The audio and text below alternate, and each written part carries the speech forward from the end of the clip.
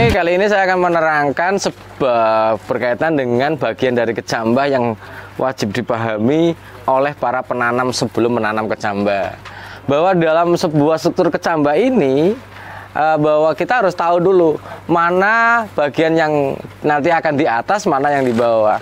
Dalam struktur kecambah ini ada yang disebut namanya plumula, adalah calon batang, dan ini adalah radikula calon akar. Bedanya sangat jelas bahwa kalau plumula ini adalah berwarna putih susu dan relatif lebih halus. Sedangkan radikula ini adalah calon akar yang memiliki warna lebih kecoklatan dan dia cenderung agak kasar. Nah, ini dapat dilihat di sini. Dan ini harus dipahami benar oleh para penanam kita sebelum menanam kecambah kelapa sawit. Terima kasih.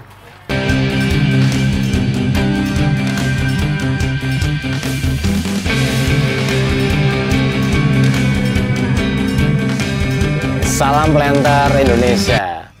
Mengenai penanaman kelapa sawit adalah kunci dari kualitas di pre-nursery. Penanaman dengan menggunakan polybag kecil ini, di mana polybagnya adalah ukurannya adalah 14x22 ataupun 21 cm. Artinya bahwa ini adalah kunci dulu. Sekali penanaman karena jumlahnya banyak, maka kita menggunakan dua tahap, menggunakan pre-nursery dan main nursery. Nah, dalam penanaman ini yang paling penting adalah si penanam ini, karyawan kita yang menanam adalah dia paham dulu. Seperti tadi di depan ada uraian bagian-bagian dari kecambahnya. Maka si penanam ini harus diberikan pemahaman dulu. Jangan sampai terbalik, jangan sampai miring, dan yang paling penting adalah jangan sampai terjadi kerusakan pada kecambah yang kita tanam. Karena angka dari kecambah ini lumayan tinggi, karena harganya satu piecesnya aja DP Sign ini dengan yang per piecesnya adalah 8.800. Angkanya yang cukup lumayan. Maka diberikan pelatihan dulu kepada karyawan-karyawan kita setiap mau menanam. Ingat, setiap mau menanam dikasih pelatihan dulu.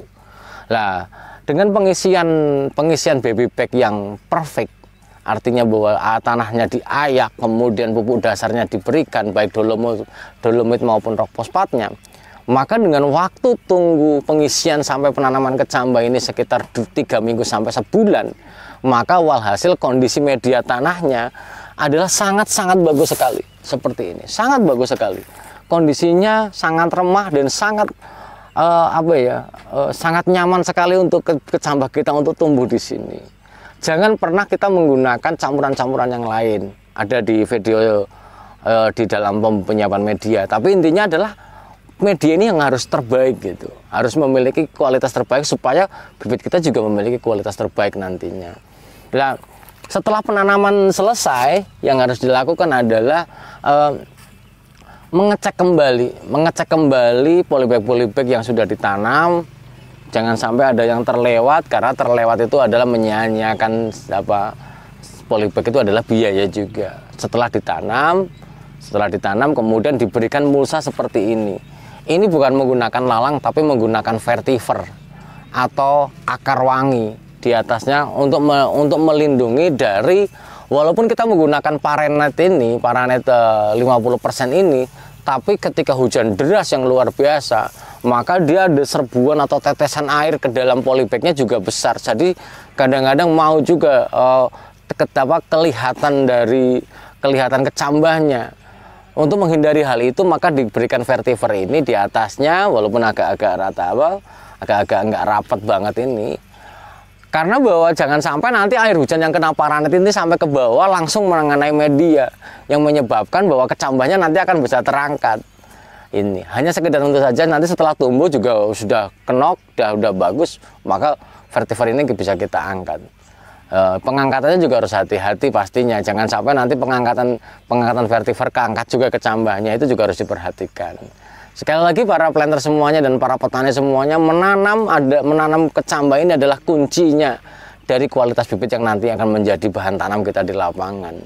Baik menggunakan bibit varietas apapun itu, yang penting bersertifikat, maka lembaga yang memiliki sertifikat itu akan bertanggung jawab terhadap kualitasnya, itu udah pasti. Jangan gunakan bibit cabutan atau abal-abal yang nanti investasi kita menjadi abal-abal dan akan menjadi terombang-ambing, karena tidak ada kepastian dari kualitas kecambahnya itu sendiri.